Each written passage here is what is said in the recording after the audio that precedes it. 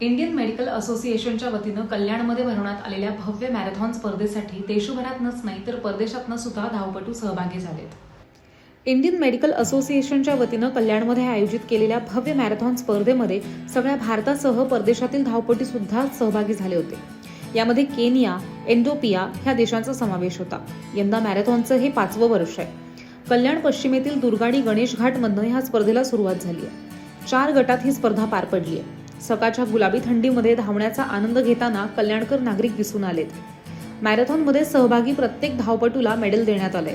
सुदृढ आरोग्यासाठी धावणं महत्त्वाचं आहे हा संदेशही ह्यावेळी धावपटूंनी दिलाय.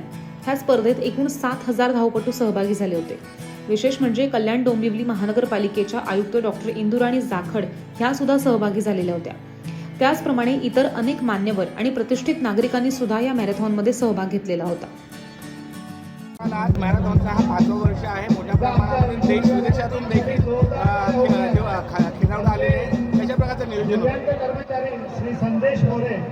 आयमॅथॉन 5 हे आमचं 5वं वर्ष आहे. 5 वर्षापासून यावर्षी आम्हाला खूप उदंड प्रतिसाद मिळाला आहे. जवळपास 7,000पेक्षा जास्त स्पर्धकांनी याच्यामध्ये सहभाग नोंदवला आहे आणि आफ्रिकेतून जे 12 खेळाडू आहेत धावपटू याच्यात धावण्यासाठी आहे.